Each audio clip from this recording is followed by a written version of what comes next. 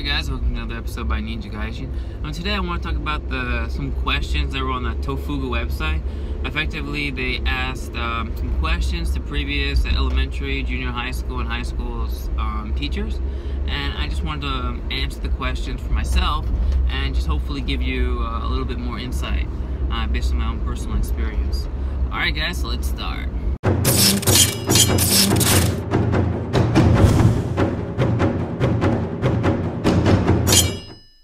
Question number 1.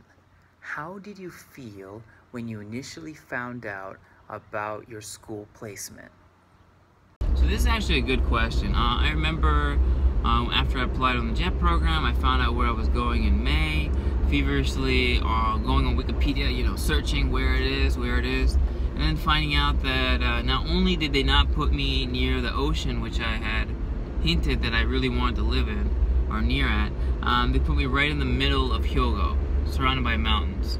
So let's just say I was a little bit shocked, slightly disappointed, but still excited. So upon researching, I found out that there was a lot of nature, and that my location wasn't that bad. Basically an hour and a half from Kyoto, hour and a half from Osaka, hour and a half from Kobe. So kind of like a relatively central location, easy access to 3 large cities. So I felt pretty okay with where I was going.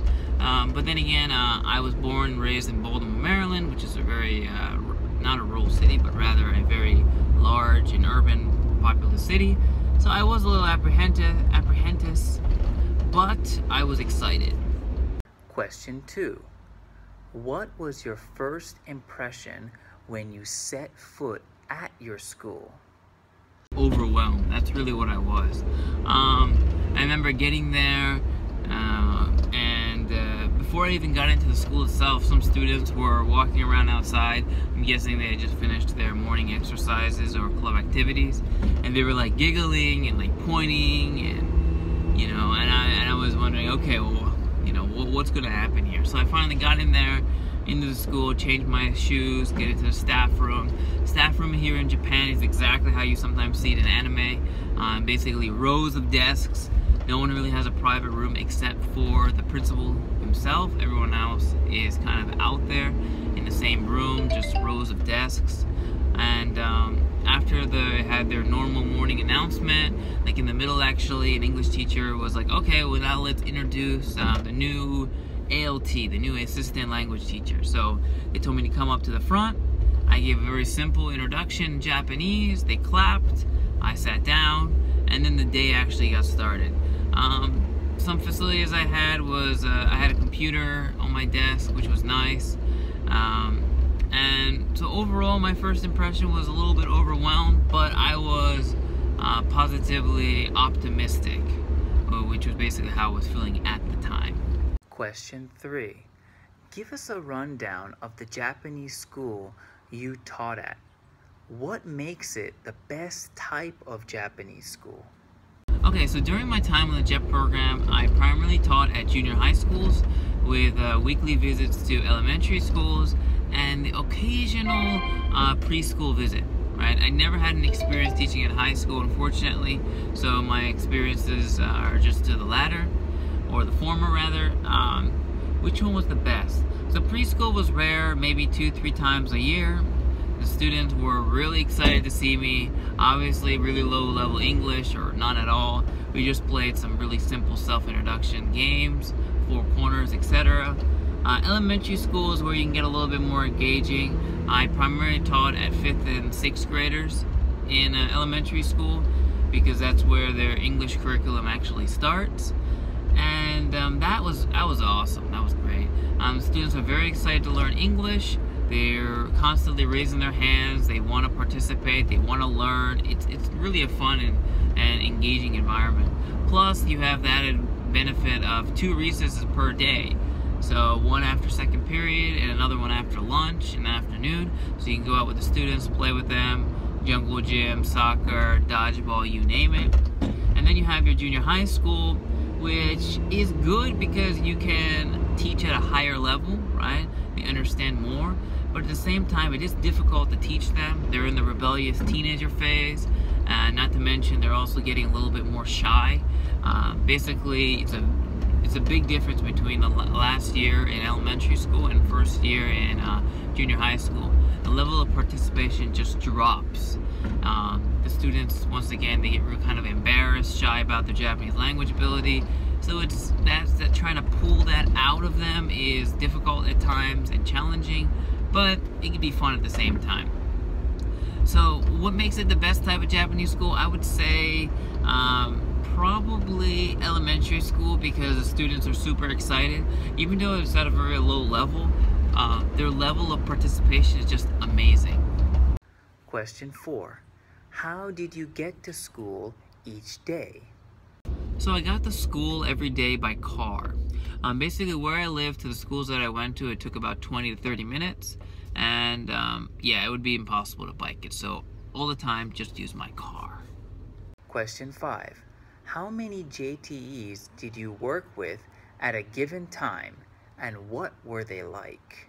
So during my time on the JET program, I taught at 6 different junior high schools and about 20 different elementary schools. Each junior high school, since they have 3 grades, usually they had at least 1 English teacher per grade, so 1 JTE. Some schools were larger, so they had up to 5, sometimes even 6 JTEs. So I would say roughly between 3 to 6. Now, each JTE had their own flavor. Sometimes I would be teaching with a young, fresh out of college teacher, so in their 20s, and then sometimes I'd be also teaching with a much more mature, an older JT, so in their 50s, possibly even in their 60s. Now, how was it teaching with them? Well, quite simply, sometimes it was great, sometimes not so great. When they go to school, or they're learning about how to become a teacher, none of them really learn how to effectively use an ALT, an assistant language teacher, in the classroom. So some teachers are really good at just winging it and being able to utilize us as ALTs in the classroom, and some are not. So it's just something just to remember. It's like a mixed bag. Sometimes with some JTs, I'd be like a tape recorder, just saying vocabulary, etc. And then for some other, they would be wanting me to be more engaged. They'd ask me to do lesson plans. We would talk about the lesson plan before and after to improve upon it. And it was really a fantastic experience. But then once again, there were some that they didn't tell me any lesson plan. They would just tell me to show up. And the majority of it was focused on grammar. So once again, it's a mixed bag. Question 6. What was the teacher's room like at your school? So the teacher room was nice. I mean, I had my own desk, my own chair, my own computer. It was really fun, like talking with the other teachers and engaging with them. You would think that in Japan it's all serious all the time, but actually, believe it or not, in the staff room, a bunch of the teachers like joking with each other, like talking about different things, not just about school. So it's a really fun and engaging environment to be in. And it was pretty nice. Yeah, when I think back, it was actually really nice. Question 7. How were your students? So the students' ability is varied. Since I taught at public schools, basically you had some really low-level students and some really high-level students. Their motivation for being there varied, of course.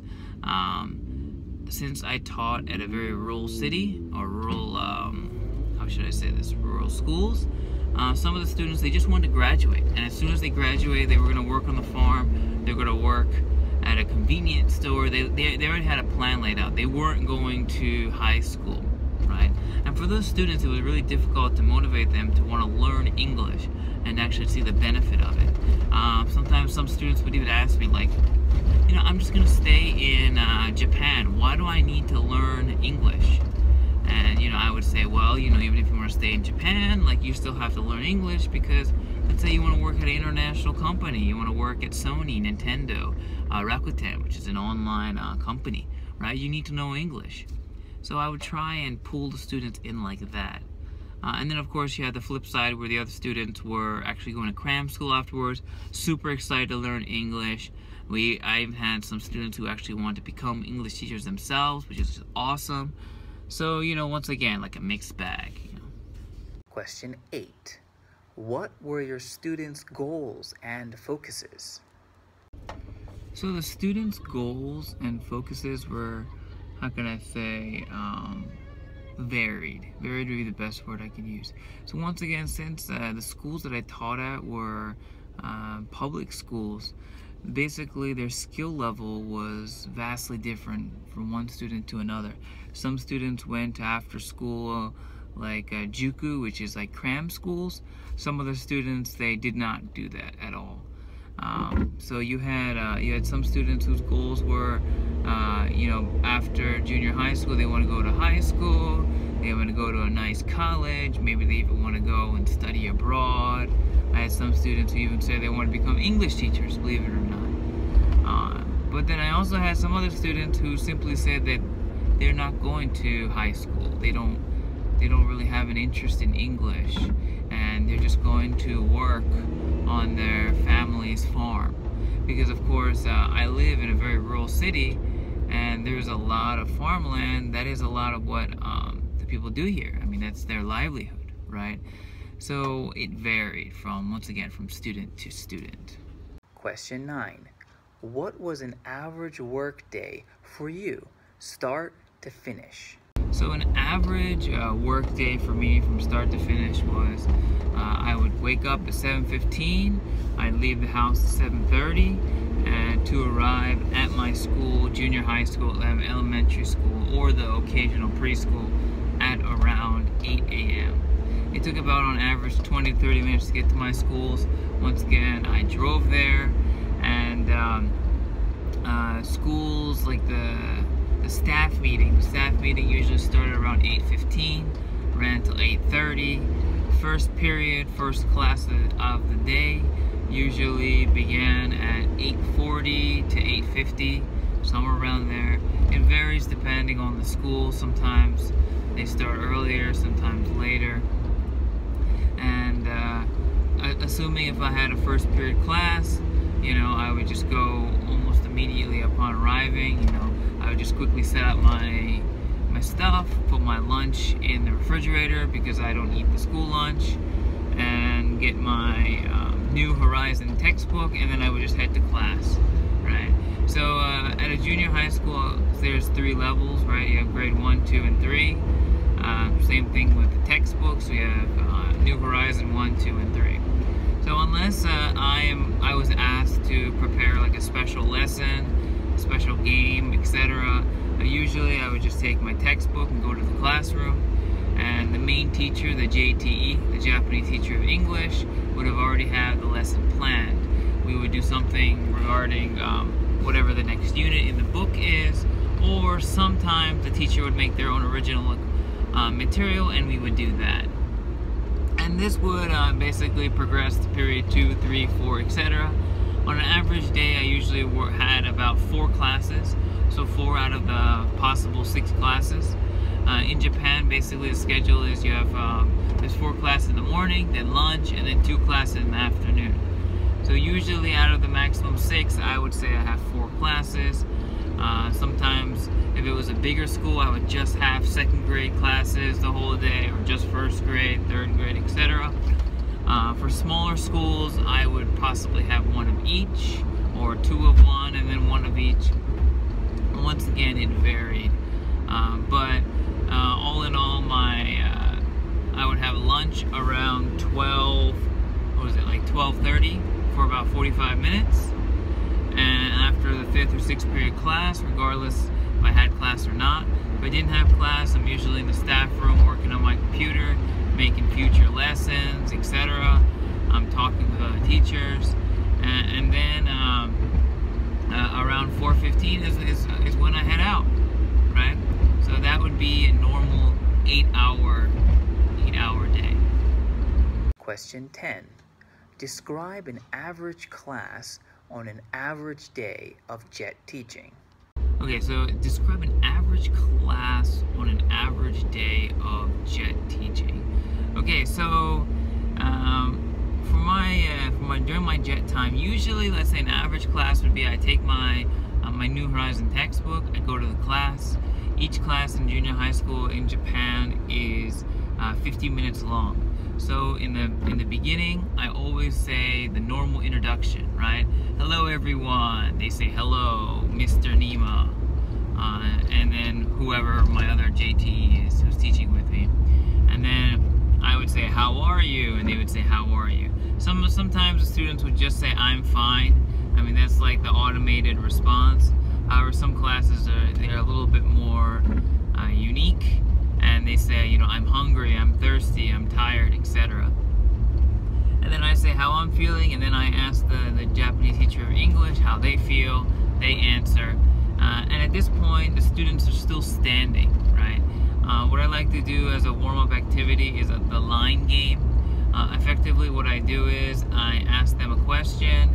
Anything, what do you like? What animal do you like? What time is it? You know, what's your favorite food? I do which questions, what questions, how questions, you name it. And when they know the answer, they raise their hand. I pick on them. If they get it right, then they get to choose either straight or cross. If they choose straight, everyone in their line gets to sit down. If they say cross, everyone in their row, obviously including themselves, gets to sit down. And this continues until the last line or row, right? And then those students, each one of them, have to answer some type of English question. This is a nice warm-up exercise. A lot of the students like it. There are some variations to it, but this is normally how I do it. It lasts for about 5 minutes, maybe 10 minutes if the questions I decide to make them a little bit difficult. But usually I try and water it down to the appropriate level that they are. After that, they sit down. At one of my schools, usually it's a lot of custom lessons. Because it's a very big school, the teacher often asks me to create my own lesson plans. And for my own lesson plans, I tend to use PowerPoint a lot.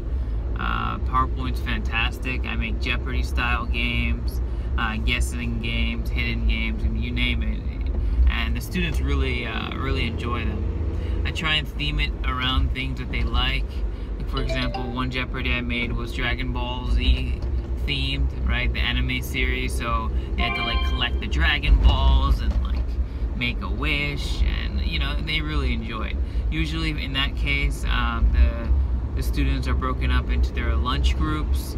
So there's 6 different lunch groups, basically 5 or 6 students per group.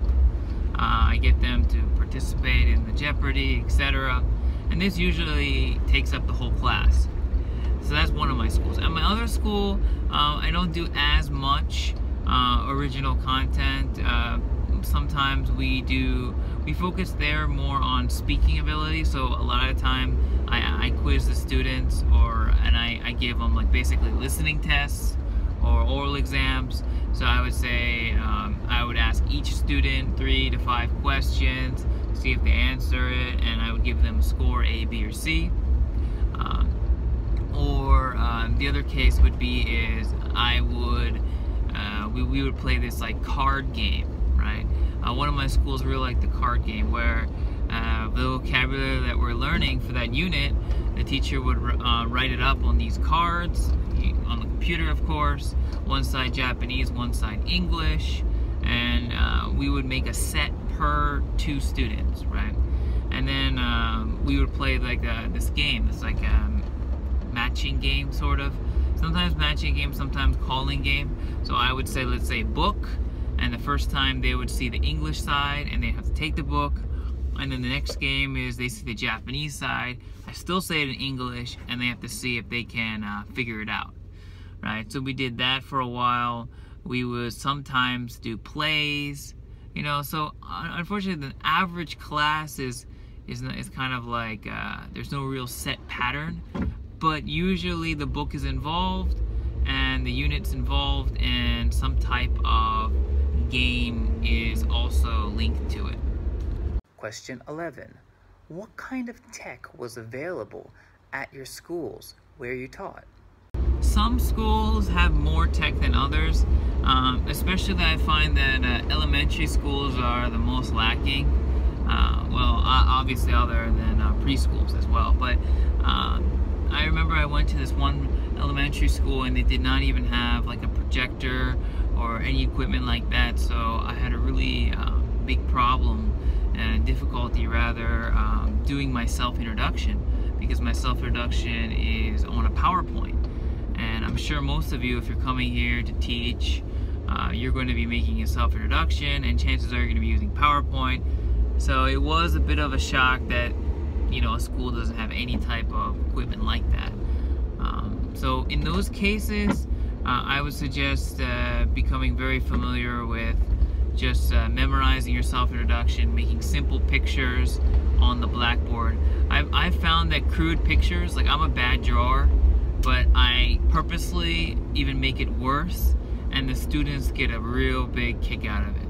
You know, when I'm drawing pictures on the board of like America and Japan, and then I draw a line to show just how far I came, and I talk about numbers like how long I spent on the airplane, etc.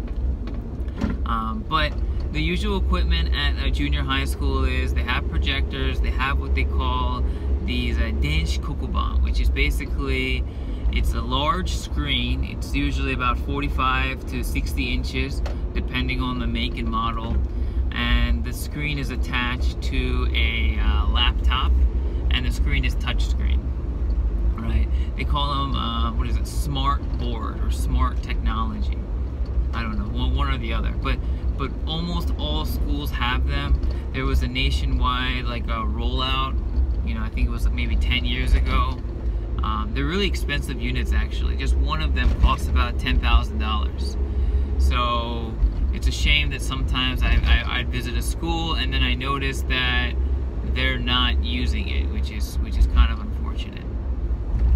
Really unfortunate. But yeah, the technology that you'll have in the staff room is you will have your own computer most of the time. Okay, most of my schools I had my own computer. Sometimes I didn't. It depends on the school and how big it is. Luckily, the city that I worked in for the JET program, their computers were not super locked.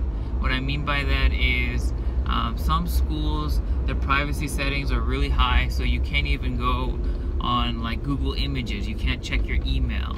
You know, there's a lot of websites that are blocked, and that's really annoying when you're trying to make content for like a future lesson, etc. But so usually you can expect to have your own computer most of the time in the staff room, in the actual English room. Some schools, they have their own designated English room. Some do not. So that's also a mixed bag. If they do not, then sometimes they would just roll over, like I said, that big screen/computer setup thing, and you would roll that into the classroom, which I might add is very annoying. But they do have that, so it's good. And definitely try and use it if your school does have it. Question 12. What is it like to teach to students at elementary, junior, or high school? Alright, so let's first start at elementary school. Elementary school students, once again, are super genki.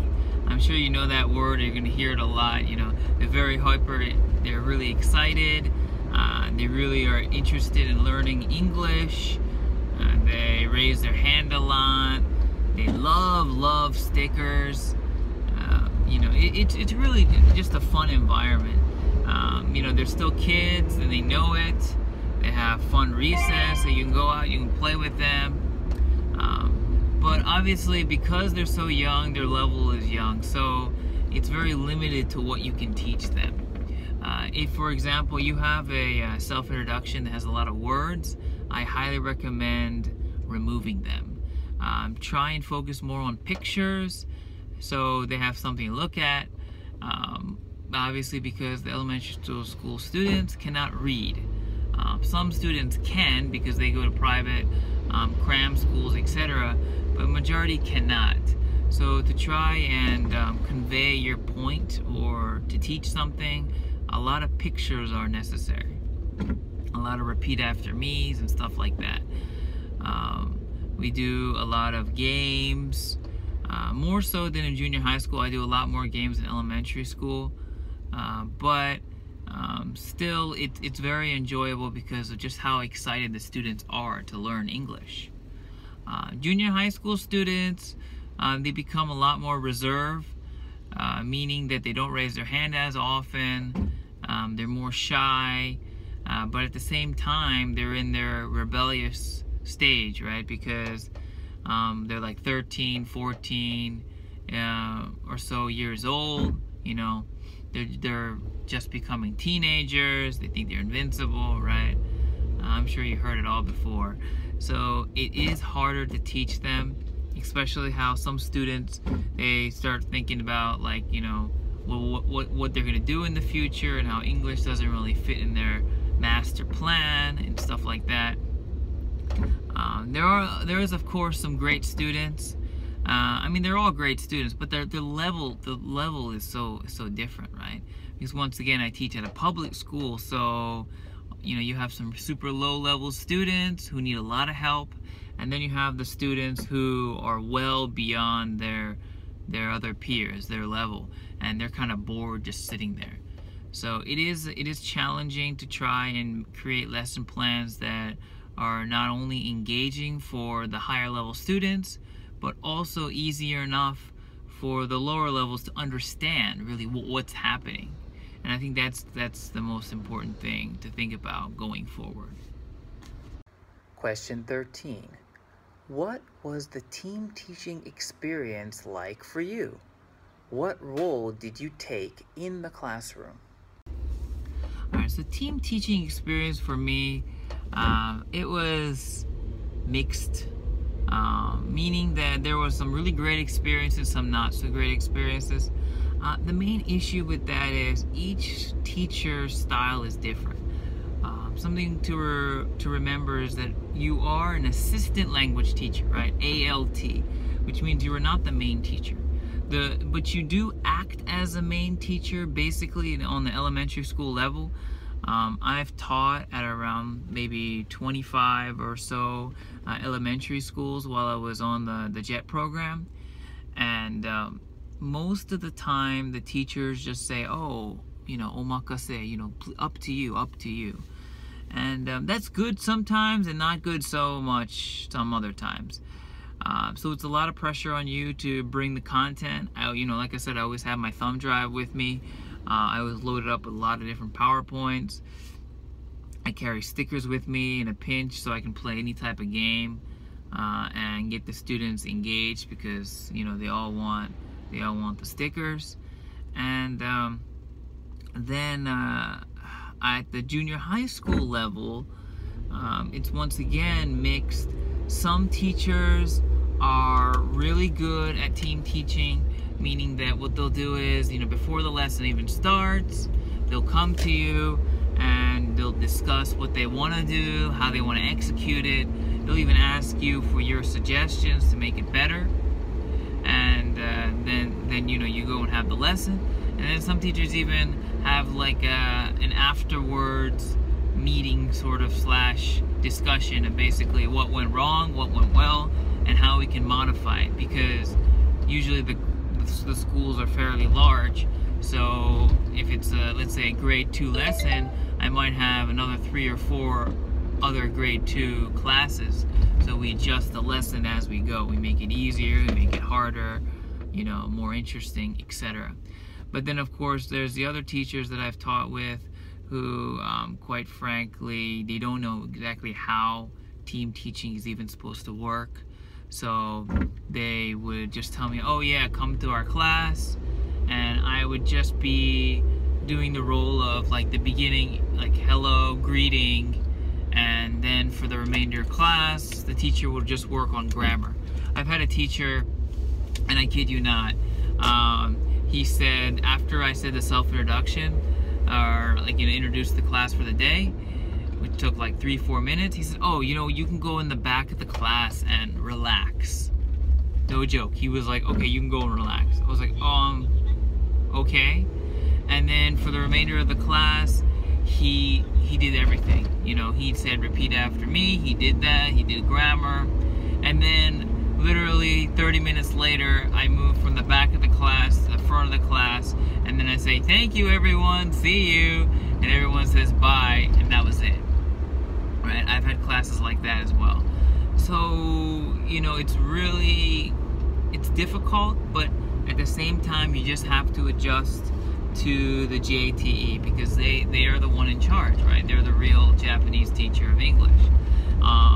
And if that's how they want to use you, then that's their prerogative because, well, it's their class, and you really can't do anything about that. You can bring your ideas to the table, but if they don't want to take it, then that's that. You know, just something to keep in mind. I don't want to make you kind of depressed or basically worried about your position and how you'd be teaching here in Japan, but just something to keep in mind that you might have an awesome team teacher or you might have a not so awesome team teacher. Yeah. Question 14. Did you face any adverse treatment as an ALT? If so, how did you handle it?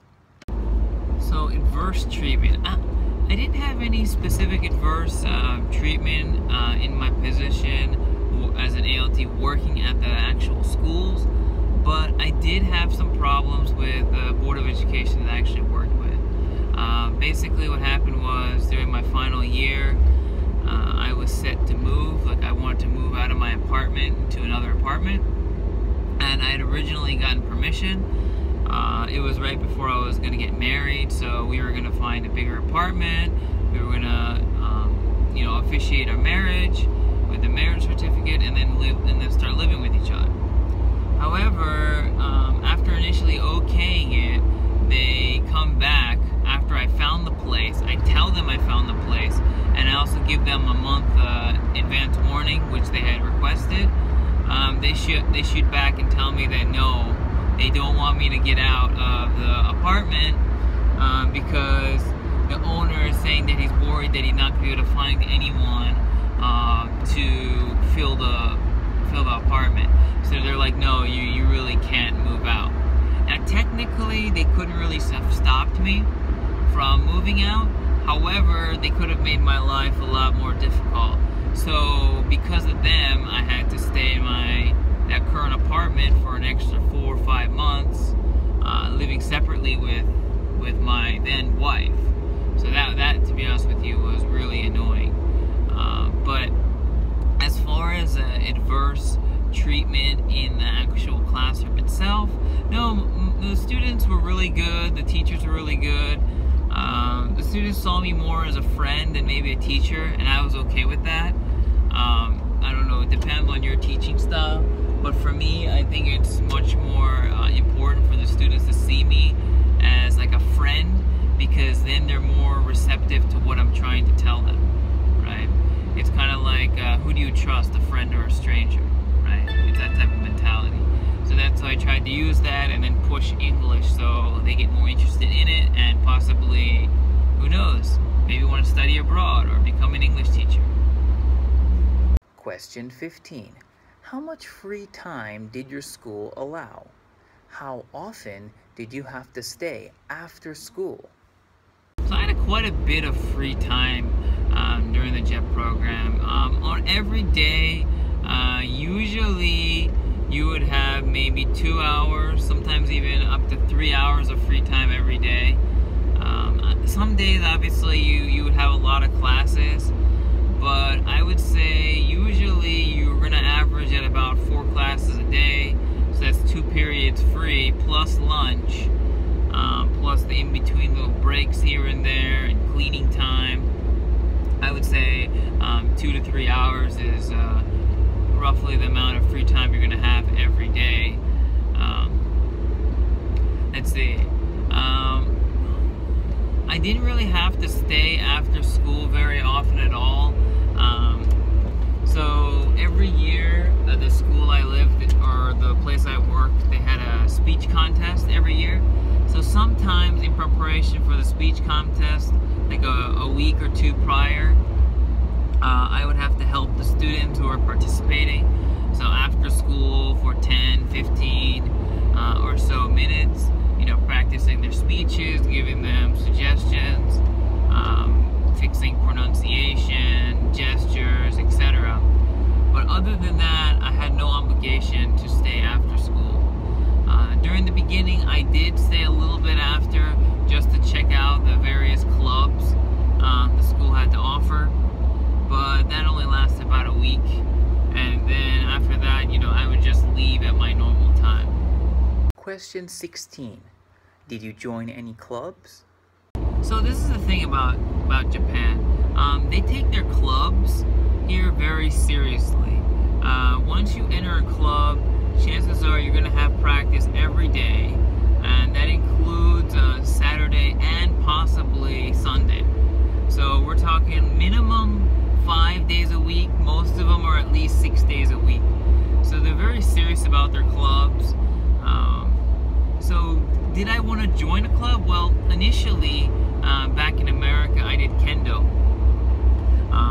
But prior to the JET program, I had stopped for a few years. However, I was still optimistic that I would be wanting to get back into it upon coming to Japan. So I remember buying like brand new gear, and if you know anything about kendo, it's really expensive to buy the gear. It cost me about $1,000. I come here, I try it one day at their like kendo club, and I was just wiped. They didn't have any AC in the room. It was summer. The humidity was extremely high, and I was just gone. Like I could not handle that. And I think the main issue with me is, and you're probably gonna face this as well, is when you're coming here and you're working for 8 hours, after you want to kind of go home. You want to leave school. So you have no energy, and then you're like, oh well, should I join a club? It doesn't really doesn't, you don't really feel like you want to do that, to be honest. So I was tired, etc. And because also they take their clubs very seriously in preparation for tournaments, etc.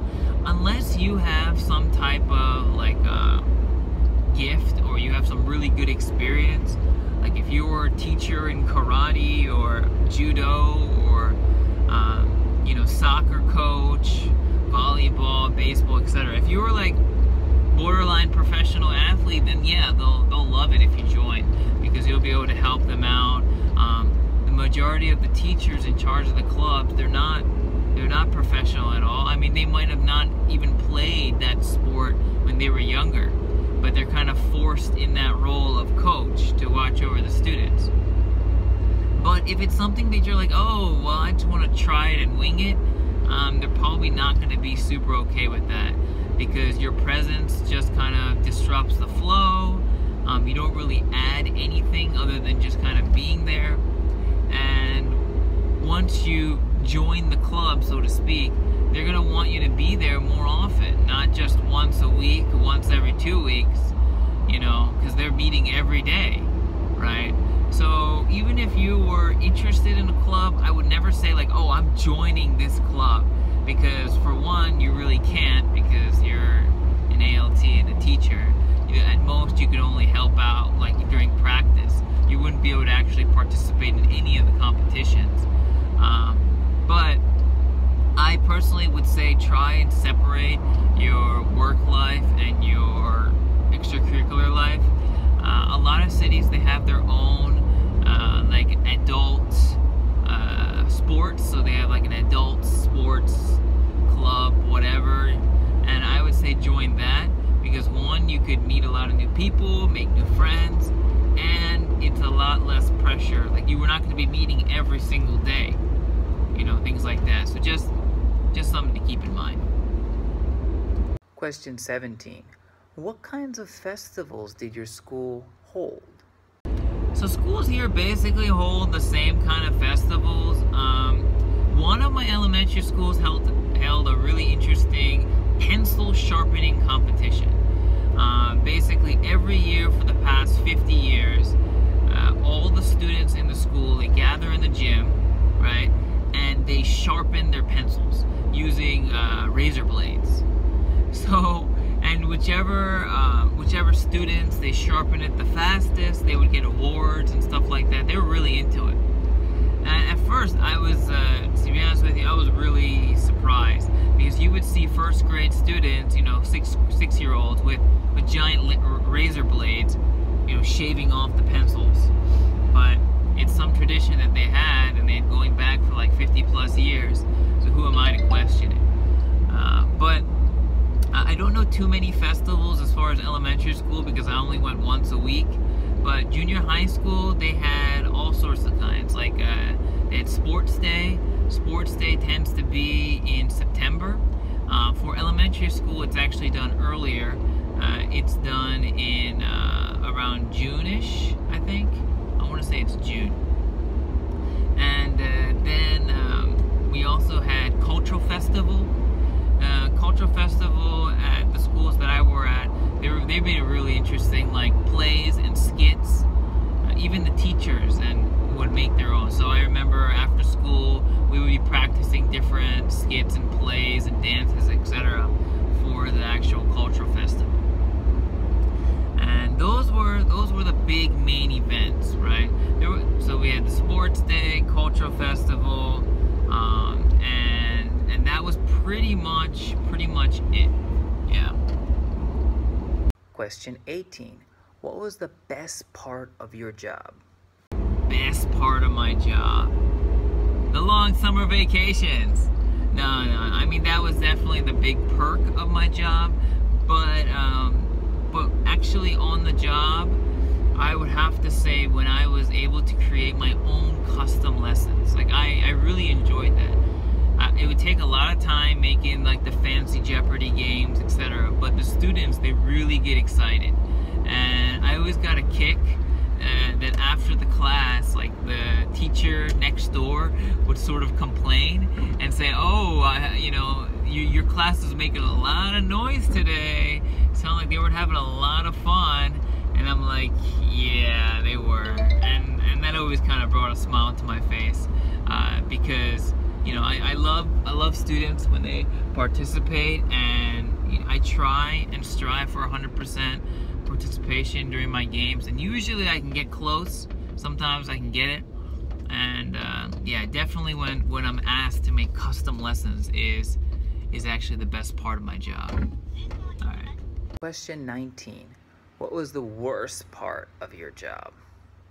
Worst part of my job. So I would say there's actually a few things that I really didn't like during my time on the JET program, and one would have to have been dealing with ineffective teachers. When I say ineffective teachers, I'm not saying that they're bad teachers, but they just do not know how to team teach, or they're not willing to. I had some teachers who obviously they're kind of smug, and they did not want to deal with me as an ALT, because, you know, they see you as a person who come to Japan, you don't have any teaching credentials, and they're just expected to incorporate you into their lessons. So for those teachers, the majority of the time you're used as a tape recorder, or like I said, they'll just send you to the back of the room and kind of like watch the students, so to speak, and then they do the whole class. The only thing that you actually are in charge of is maybe the introduction and then the closing of the class. So that's one problem I had. The other problem is with the job itself. There's no improvement. You can't say, okay, well, I'm going to keep striving to do better, and then my salary is going to increase. I'm going to get more responsibility. That doesn't happen. So it's a job in many respects. However, there's no way for you to climb up. You know, like if it was a retail position, you'd say, okay, I'm going to work as a cashier, then become a manager, and then work at corporate. You know, there's clearly a path. And in Japan, there's if you're a normal you know, city employee, that's what there is. There's a path to climb. Every year you get bonuses, stuff like that. But as an ALT, as an English teacher, you do not get bonuses. You will not get a pay increase.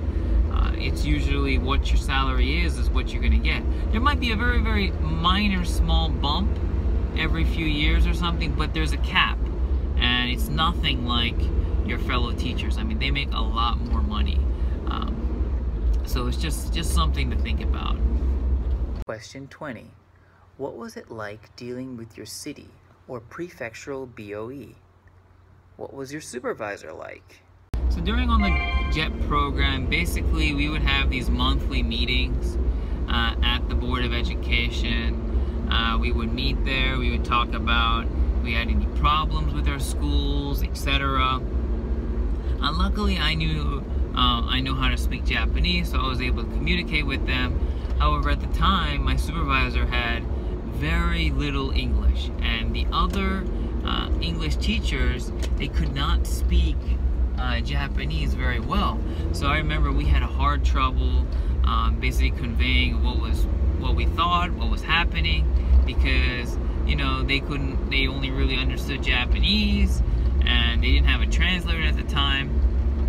As the years progressed, that changed. I mean, new supervisor, they actually had brought in a translator, but initially that was definitely a problem. Other things is I had a problem with them because I tried to move. They said okay, then they blocked it. But that's a side deal that maybe I'll talk about in a separate video. Other than that, though, I mean, it was okay. If I had any problems, I would contact them, and they usually cleared it up. There was one time I was like stuck on a mountain, right? I think you might remember that video. And I called my supervisor, and after a while, he sort of found out where I was. Granted, I was able to figure out like a solution to the situation, but nonetheless, they still came out on a weekend to try and help me out, which was great. So basically, the supervisor acts as just like that, not just for work-related, but home-related. They're willing to help you out. Now, they do have their extents, like if you're expecting the supervisor to take you around to get your cell phone or internet, stuff like that, chances are they will not. They will only help you with the bare minimum, like they'll help you make a bank account or things like that, but extra is basically on you. So something just important to remember, you know, rely on an older ALT who's been in the area, or someone who can speak Japanese and go with them, etc. But I would say overall the BOE was okay. It wasn't bad, wasn't fantastic. You know, just, you know, and your miles will vary. You know, one of the most popular terms on the JEP program is, you know, ESID, right? So it's just, you know, every situation is different, and I really don't like that term, but the truth of the matter is that it is what it is, you know. So just something to, you know, remember. Question 21. Describe a time you navigated a communication issue or difficulty with your BOE, and what did you do to resolve it? So I did have a few different problems while on the JEP program. The last big problem I had actually was right towards the end. So obviously with the JEP program, they pay for your flight over and they pay for your flight going back home. In my case, since I was planning to stay in Japan, I still wanted, you know, like they said, I still wanted them to provide me my ticket, but since I just wanted to visit home, I wanted to make it a round-trip ticket. So I asked if instead they could buy a round-trip ticket, I pay for half, and everything's peachy. Well, apparently that did not go over well. And then after a lot of talking, they finally said, okay, well, you can get your own ticket. We'll still get the one-way ticket, but if you call the airliner, you can cancel and get credit for the one-way ticket, and you can use it for a future flight. I said, fine, whatever, that sounds fair. So I called the airliner, I cancel it. They say you have credit for up to a year. And then I get contacted by the Board of Education a week later telling me that, oh, they got a response from the airliner saying that the ticket was canceled and they refunded their money. I was like, what about my ticket? And then they said, well, no, you canceled it, so the money came back. And that was that. Like, literally, I couldn't do anything. So they refused to give me any money for the airliner. The only thing they had given me, which they promised, was it was like up to $200 for sending things back home. So I literally just maxed out the 200 bucks, sent back my luggage. So when I go and visit my family, I just can go with my backpack and stuff like that. But it was just really disappointing in how they treated me towards the end. And just to add a little bit more, when I became jobless, I went to Hello Work which I'll probably make a separate video about. And they looked at my termination letter and they said that they commented on just how short it was, like their comment. You know, I worked for them for 3 years and they had like one line for me, like from the Board of Education. That was it. So yeah, that was really, really disappointing. Question 22. What's the most positive aspect of the Japanese way of doing school? Then give us the most negative. Alright, so first let's work on the positive aspects of the Japanese way of doing school. And for one, that is the baseline standard is higher than your schooling or your classes in America. The other benefit is their lunch menu is very healthy. Personally, I don't partake in it, but it is very healthy. You know, they have a nice balance, which is great. The other benefit is that PE is actually taught like a class starting from elementary school. So they actually learn, they have to do tests, etc. It's not just an exercise, you don't just move, which is great and fantastic. Let's see. Well, the other positive aspects I would say is the students are forced to come to school usually by walking or by bike, which is phenomenal exercise.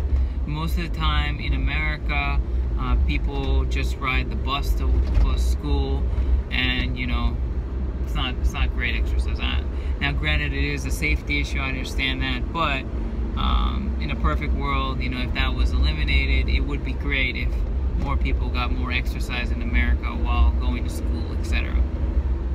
Now let's just talk about some negatives, because there are some, actually quite a few. So one negative is a student can do absolutely nothing, come to school, elementary school and junior high school, and they will still graduate, just like the rest. The reason for that is elementary school, junior high school, through graduation is mandatory in Japan, and a student really doesn't have to do anything to graduate. It's just given. And that's kind of strange that afterwards they make a big deal for graduation ceremonies for the junior high school level, because quite frankly there's some students who do absolutely nothing and they still graduate, which rubs me the wrong way. But once again, well, what can you do? You know, you're only an assistant language teacher, let alone if the real teacher can't do anything, you know, so there's nothing that can be done. But the other thing is that there's only one type of class. So there's only one English class, only one math class, one science class. So if you have an above average student, they're going to feel really bored in the classroom, and unfortunately the material is not going to be very engaging because it's the same. Now granted, I'm talking about public schools. Private schools I'm sure are a little bit different. The other negative is, well, once again, if you have a slow student, you know, they have to keep up, or they're just going to sit there and do nothing, right? The other thing is, I feel that Japanese schools, they put a little bit too much emphasis in sports and after-school club activities. During the JET program, you know, the students would have to go to their sports club every single day, sometimes Saturday and Sunday, and really their only break was maybe 2 or 3 days before a big exam. I mean, that's not enough time to study for all your subjects, and it's really unfortunate that especially I've noticed that schools in the more rural area, which I was teaching in, they put more of an emphasis on clubs and activities versus actual learning in the classroom, which is really, really unfortunate, to be honest with you. So that's just something to keep in mind. Lastly, I would say a negative would be the fact that the students, they really don't have much downtime. What I mean by that is they're constantly hustled for, like I said, after-school activities. But even beyond that, a majority of the students, they go to cram school, and you know, they don't get home until maybe 8 or 9 p.m. and I feel like they're just trying to cram too much into them at too young of an age. Maybe it's just the mentality that I feel like after school, extra school should only be going towards individuals who have maybe perhaps a handicap in learning, or if they really want to, that's fine. But I feel that the majority of the students are kind of pressured in to doing these extra cram schools through their parents, which, you know, I don't know. as a parent myself, my daughter's only 2 years old. I'm never going to push her to go to cram school unless she wants to go, because I feel that normally going to school is good enough. But once again, that's a personal opinion. Question 23, last question. If you could go back in time to your past self before you started your jet teaching career, what advice would you give? So this is a good question. If I could go back in time, what I would do is I would first say study Japanese more. I went to college for a degree in international business, and with my degree I did study Japanese for 2 years. However, the majority of my Japanese was just, book Japanese. What I mean by that, memorize a word, memorize a phrase, just in time for the test, and then, afterwards the test, just went out the window. I wish I seriously had started studying at a younger age, because I was interested in animation, kendo, back in high school. So I wish I started earlier. That's one thing. Number two is I wish I had brought more things from America. Not necessarily souvenirs, but video, like video of my schools. I wish I got video of my supermarkets, things like that. The students, they really get a kick out of seeing that because they can compare it to their own supermarkets, to things over there, and it could be a really fun interactive lesson, or you could use it during your self-introduction, right? Whichever works for you. The other thing I would say is I would not worry so much about what I'm going to do when I get in Japan. I would focus and enjoy my time that's still left in America. I know it's super hard because I went through the process myself.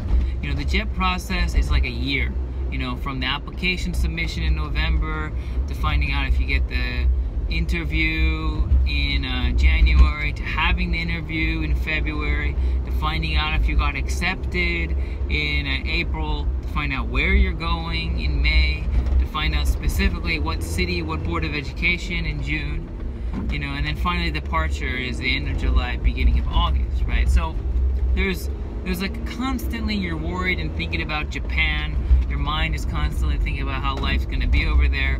But there's a famous spiritual leader called Eckhart Tolle, right? And he focuses on living in the now. So try your best as much as you can. Once you submit your application, once you can't physically do anything to increases your odds of getting accepted, try and just relax. Enjoy your time in your host country, in your home country. Hang out with your friends. Go do stuff that you like doing. Eat food that you really enjoy eating. That's one thing that I wish I did more. Nowadays you have Skype. You can Skype back home, no problem. You can talk to your friends, family. I mean, it's not the same as going shopping or eating out with them, but it's pretty close. But one thing you can't do is you can't go to your favorite restaurant, eat your favorite hamburger over Skype. So definitely go and do that and just enjoy your time, and when the jet journey starts, then, sink back into that. Try and live in the present, always present. Alright guys, this is the conclusion of all 23 of the Tofugu questions. If you have any questions about any material that I covered in this YouTube video, or anything else with my other YouTube videos, or anything in general about Japan, please comment down below and I will get back to you as soon as I can.